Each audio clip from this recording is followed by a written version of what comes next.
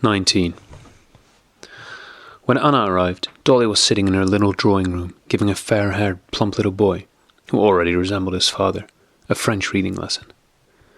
The boy, as he read, kept twisting and trying to pull off a loose button that hung from his jacket. His mother moved his plump little hand away several times, but it always returned to the button. At last she pulled the button off and put it into her pocket. "Keep your hands quiet, Grisha," she said, and again took up the rug she was knitting. A piece of work begun long ago, to which she always returned in times of trouble, and which she was now knitting, nervously throwing the stitches over with her fingers and counting them. Though she had sent word to her husband the day before that she did not care whether his sister came or not, she had prepared everything for her visit, and awaited her with agitation. Dolly was overpowered by her sorrow, and was quite absorbed by it.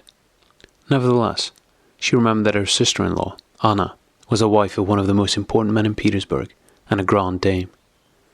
Thanks to that circumstance, she did not carry out her threat to her husband, and did not forget that her sister-in-law was coming. After all, it's not in the least Anna's fault, thought she. I know nothing but good about her, and she has never shown me anything but kindness and friendship. It was true that, as far as she could remember her visit to the Karenins in Petersburg, she had not liked their house. There seemed to be something false in the tone of their family life. But why should I not receive her? If only she does not try to console me, thought Dolly. All these consolations and exhortations and Christian forgiveness, I've considered them 1,000 times, and they're all no good. All these last days Dolly had been alone with her children. She did not wish to talk about her sorrow, yet with that on her mind, she could not talk about indifferent matters. She knew that, one way or other, she would tell Anna everything. And how it pleased her to think how she would say it, and then she felt vexed to have to speak of her humiliation to her, his sister, and to hear from her set phrases of exhortation and consolation. As it often happens, though she kept looking at the clock, waiting for Anna, she let the moment when her visitor arrived go by without even hearing the bell. And when she heard soft steps and the rustle of petticoats already in the doorway, she looked round with an expression not of pleasure, but of surprise on her careworn face. She rose and embraced her sister-in-law. "So you're here already," she said, kissing her. "Dolly, I'm so pleased to see you." "And I'm pleased too," said Dolly with a feeble smile, trying to guess from Anna's expression how much she knew. She must know, she thought, noticing the look of sympathy on Anna's face. "Come, let me take you to your room," she went on, trying to put off as long as possible the moment for explanation. "This is Grisha? Dear me, how he has grown," said Anna, and having kissed him, she stood with her eyes fixed on Dolly and blushed. "No, please do not let us go anywhere." She took off her shawl and her hat, and, having caught it in her black and very curly hair, shook her head to disengage it. "And you are radiant with joy and health," said Dolly almost enviously. "I? Yes," said Anna. "Why, dear me, here's Tanya. You're just the same age as my little Sereja," she added, turning to the little girl who had run into the room, and, taking her in her arms, Anna kissed her. "Sweet girlie, darling, let me see them all."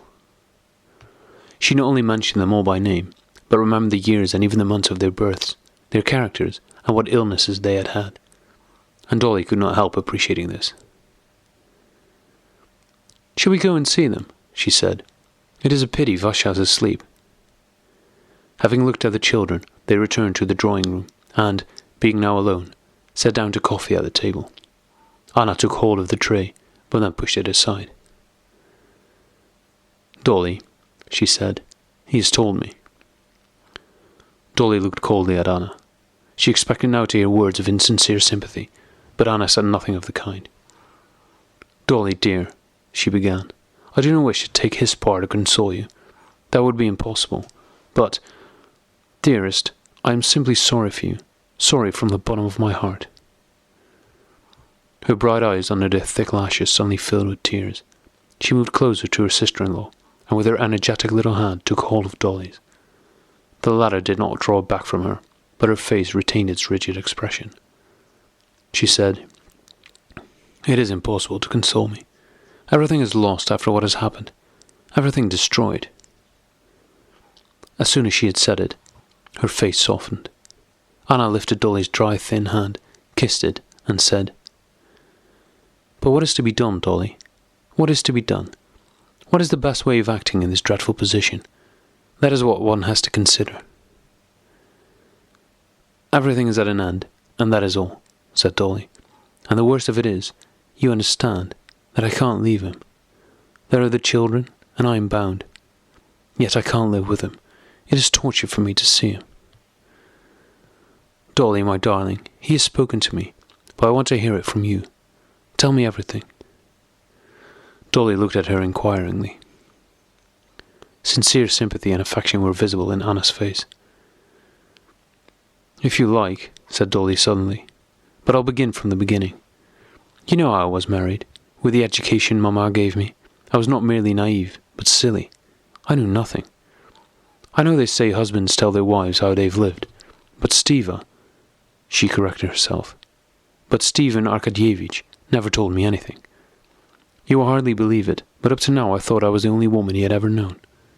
In this way I lived for 9 years. Only think that I not only did not suspect him of unfaithfulness, but thought it impossible. I then... Just imagine, with such ideas suddenly to find out all the horrors, all the abomination. Try to understand me. To be fully convinced of one's happiness and suddenly," continued Dolly, suppressing her sobs, "to read a letter, his letter to his mistress, my children's governess. No, it is too horrible." She suddenly drew out her handkerchief and hid her face in it. "I could perhaps understand a momentary slip," she went on after a pause, "but deliberately, cunningly to deceive me. And with whom? To go on living with him as my husband, and with her at the same time. It's awful. You cannot realize—" "Ah, yes, I do understand, Dolly dear, I do understand," said Anna, pressing her hand. "And do you think he realized the horror of my situation?" continued Dolly. "Not at all. He's happy and contented." "Ah, no," Anna quickly interrupted. "He is pitiable. He is overwhelmed with remorse." "Is he capable of remorse?" interrupted Dolly, looking searchingly into her sister-in-law's face. "Ah, yes, I know him. I could not look at him without pity. We both know him. He's kind-hearted, but he's proud too, and now he's so humiliated.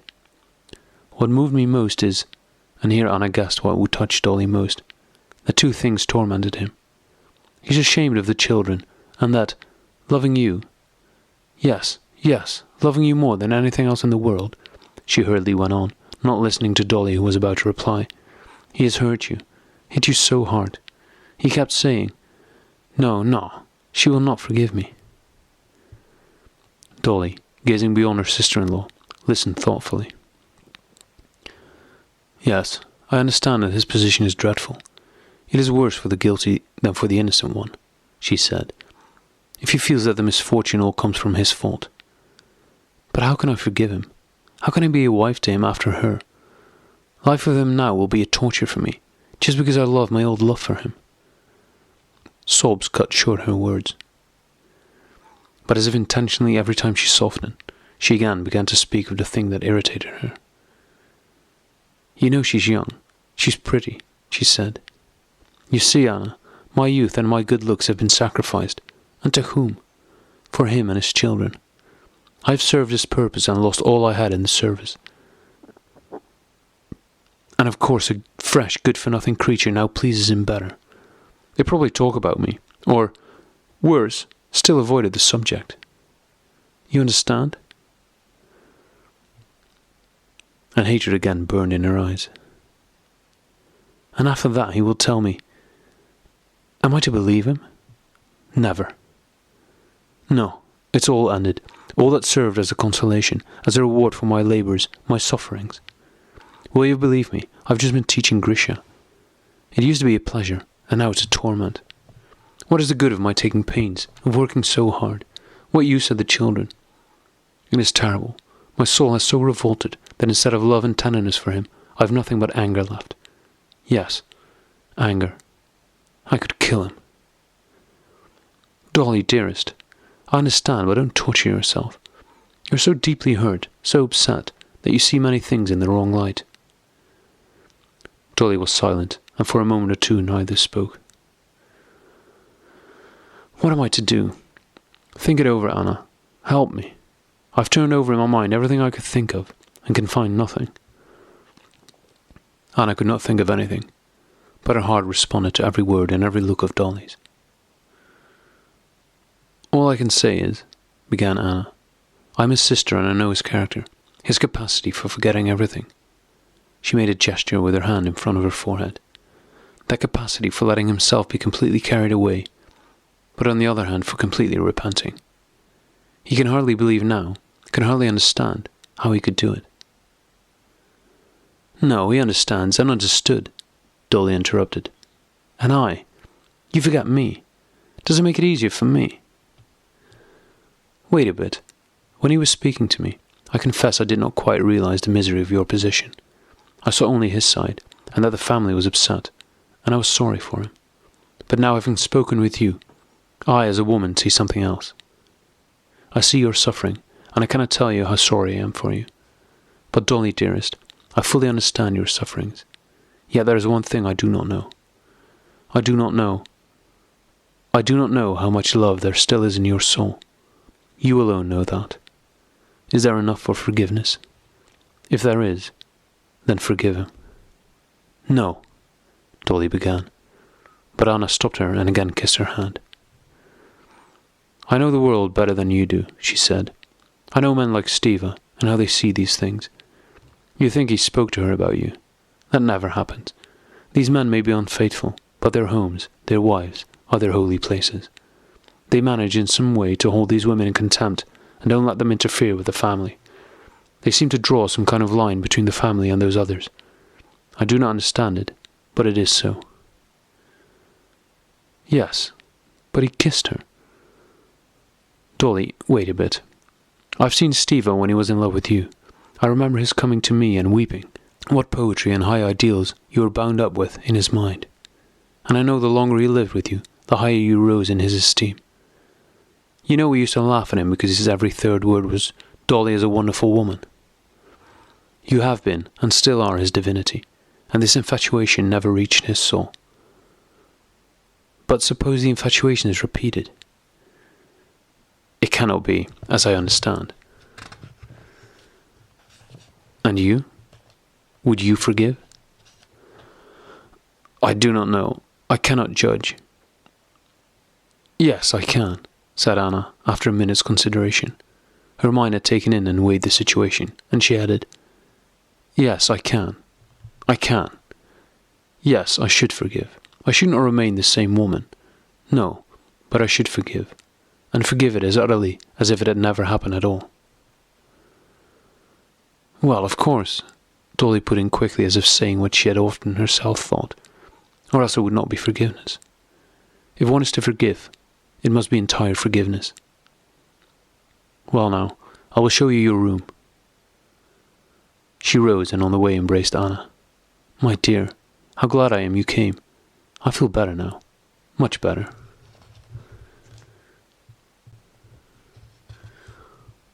"20. The whole of that day, Anna remained at home, that is at the Oblonskys' house, and did not receive anybody, although several of her acquaintances who had heard of her arrival came to see her. She spent the earlier part of the day with Dolly and the children, and sent a note to her brother to be sure and come home to dinner. "Come," she wrote, "God is merciful." Oblonsky dined at home. The conversation was general, and his wife addressed him familiarly in the second person singular, which he had not done all these days. There was still the same estrangement in their manner to each other, but no longer any question of separating, and Oblonsky saw that explanation and reconciliation were possible. Immediately after dinner, Kitty came. She knew Anna, but only slightly, and came to her sister's not without fear of how she might be received by this Petersburg society woman, whom everybody admired so much. But she noticed at once that Anna liked her.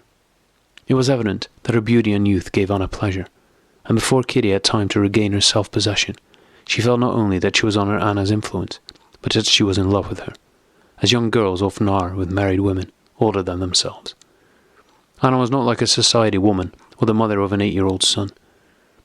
The flexibility of her figure, her freshness, and the natural animation of her face, appearing now in her smile, now in her eyes, would have made her look more like a girl of 20 had it not been for a serious, and sometimes even sad expression in her eyes, which struck Kitty and attracted her.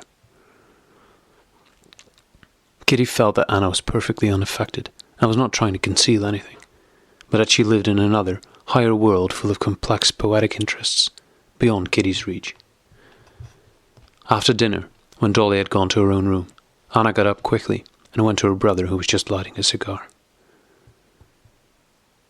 "Steva," she said to him with a merry twinkle in her eye, and making the sign of the cross over him as she indicated the door with a look. "Go, and may God help you." He understood, threw down his cigar, and disappeared through the door. When Oblonsky had gone, she returned to the sofa where she had been sitting, surrounded by the children. Whether because they saw that Mamma was fond of this aunt, or because they themselves felt her peculiar charm, first the 2 older children and then the younger ones, as is often the way with children, had even before dinner begun clinging to her, and now would not leave her side. And they started something like a game, which consisted in trying to get as close to her as possible, to touch her, hold her little hand, kiss her, play with her ring, or at least touch the frills of her dress. "Now how were we sitting before?" said Anna, resuming her seat. And Grisha again pushed his head under her arm, and leaning against her dress beamed with pride and joy. "And when is the ball to be?" said Anna, turning to Kitty. "Next week, and it will be a delightful ball, one of those balls which are always jolly." "Are there any that are always jolly?" asked Anna with tender irony. "It is strange, but there are. It's always jolly at the Bobrishchevs, and also at the Nikitins, while it's always dull at the Meshkovs. Haven't you noticed it?" "No, my dear, there are no more jolly balls for me," said Anna, and Kitty saw in her eyes that peculiar world which was not yet revealed to her. "There are some that are not as difficult and dull as the rest." "How can you be dull at a ball?" "Why cannot I be dull at a ball?" asked Anna. Kitty saw that Anna knew the answer that would follow. "Because you must always be the belle of the ball." Anna had a capacity for blushing.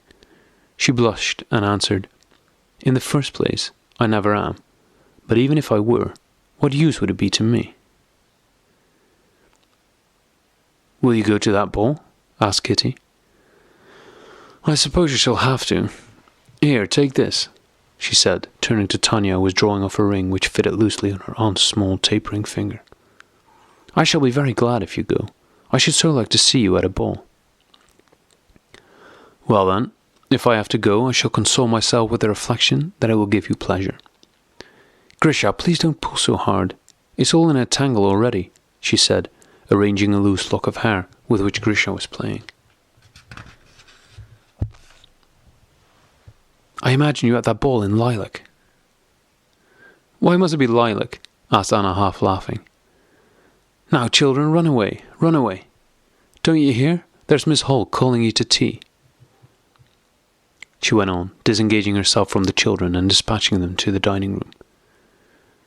"But I know why you're asking me to go to that ball. You're expecting much from it, and would like everybody to be there and have a share in it." "How do you know?" "Well, yes." "Ah, yes, it is good to be your age," Anna continued. "I remember and know that blue mist, like the mist on the Swiss mountains, that mist which envelops everything at that blissful time when childhood is just coming to an end, and its immense, blissful circle turns into an ever-narrowing path, and you enter the defile gladly, yet with dread, though it seems bright and beautiful. Who has not passed through it?" Kitty smiled and remained silent. How did she pass through it? How would she like to know her story? Thought she, recollecting the unpoetic appearance of Anna's husband, Alexis Karenin. "I know something. Steva told me, and I congratulate you. I like him very much," Anna continued. "I met Vronsky at the railway station." "Oh, was he there?" asked Kitty, blushing. "What did Steva tell you?" "Steva let it all out to me, and I shall be very pleased. I travelled yesterday with Vronsky's mother," she continued, and she talked about him all the time. He's her favourite son. I know how partial mothers are, but... What did his mother tell you? Oh, very much. And I know he's her favourite, but anyone can see he is full of chivalry. For instance, she told me that he wished to give all his property to his brother, that already as a boy he had done something extraordinary, saved a woman from drowning. In a word, he's a hero, said Anna, smiling and remembering the 200 rubles he had given away at the station. But she did not mention the 200 rubles. For some reason, she did not like to think of them. She felt that there had been something in it relating personally to her that should not have been. She particularly wished me to go and see her, continued Anna. I shall be glad to see the old lady again, and we'll go tomorrow. Well, thank heaven Steve is stopping a long time with Dolly, she added, changing the subject, and she rose, dissatisfied with something, Kitty thought. I was first. No, I, cried the children, who, having finished their tea, rushed back to Aunt Anna. All together, said Anna, laughing and running to meet them, and putting her arms round them, she tumbled the whole heap of children, struggling and shrieking joyfully, onto the floor.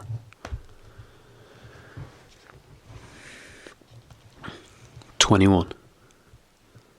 Dolly came out of her room for the grown-up people's tea. Oblonsky did not appear. He had probably left his wife's room by the other door. I'm afraid you will be cold upstairs, remarked Dolly to Anna. I want to move you down, and then we shall be nearer to one another. Ah, please don't trouble about me, said Anna, scrutinizing Dolly's face and trying to discover whether a reconciliation had taken place. It will be too light for you downstairs, said her sister-in-law. I assure you that I sleep always and anywhere, like a dormouse. What are you talking about? Asked Oblonsky, entering the room from his study and addressing his wife. From his tone, both Kitty and Anna gathered that a reconciliation had taken place. I want to move Anna downstairs, only the curtains must be changed. I shall have to do it myself, no one else can do it, Dolly answered, addressing him. Goodness knows if they've quite made it up, thought Anna on hearing her tone, which was cold and calm. Come now, Dolly, always making difficulties, said her husband. If you like, I will do it all. Yes, they must have come together again, thought Anna. I know how you do it all, answered Dolly. You will tell Matthew to do something that cannot be done, and will go away yourself, and he will muddle everything. And as she spoke, her usual ironical smile wrinkled the corners of Dolly's mouth. Yes, a full reconciliation, quite complete. Thank God, thought Anna, and pleased to have been the means of bringing it about, she went up to Dolly and kissed her. Not at all. Why do you so despise Matthew and me? Said Oblonsky, turning to his wife with a slight smile. All that evening, Dolly maintained her usual slightly bantering manner toward her husband, and Oblonsky was contented and cheerful, but not to the extent of seeming to forget his guilt after having obtained forgiveness. At 9:30, an unusually pleasant and happy family conversation round the Oblonskys' tea table was disturbed by an apparently very ordinary occurrence, which yet struck them all as strange. While they were talking about their mutual Petersburg acquaintances, Anna rose suddenly. I have her photo in my album, said she, and I'll show you my Serejas too, she added with a mother's proud smile. For toward 10 o'clock, the time when she generally said good night to her son, and often put him to bed herself before going to a ball, she felt sad at being so far from him, and, whatever they talked about, her thoughts kept returning to her curly-headed Sereja. She longed to look at his portrait and to talk about him. Seizing the first opportunity, she rose, and, stepping firmly and lightly, went out to fetch her album. The flight of stairs to her room went up from a landing of the well-heated front staircase. As she was coming out of the drawing-room, there was a ring at the door. Who can it be? Asked Dolly. It is too early to fetch me, and late for anyone else, said Kitty. Papers from the office for me, I expect, said Oblonsky. A footman ran up to announce the new arrival, who stood at the foot of the stairs under a lamp. Anna looked down from the landing where she stood, and at once recognized Vronsky, and a strange feeling of pleasure mixed with fear suddenly stirred in her heart. He stood in his overcoat, feeling for something in his pocket. When Anna was halfway up the top flight, he lifted his eyes and saw her, and a look of something like embarrassment and fear came into his face. She bowed slightly and went on. She heard Oblonsky's loud voice downstairs asking him to come in, and Vronsky's low, soft voice refusing. When Anna returned with her album, he had already gone, and Oblonsky was saying that Vronsky had called to inquire about a dinner they were giving next day to a celebrity who was visiting Moscow, but that he could not be induced to come in. "He seemed so queer," added Oblonsky. Kitty blushed. She thought that she alone understood why he had come to the house, and why he would not come in. "He has been to our house," she thought, "and not finding me in, he guessed that I was here. And he would not come in because Anna is here, and he thought it too late." They all glanced at one another and said nothing, but began examining Anna's album. There was nothing extraordinary or strange in the fact that a man had called at 9:30 at a friend's house to ask about a dinner they were planning, and that he would not come in, but it seemed strange to all of them. To Anna in particular, it seemed strange and not right.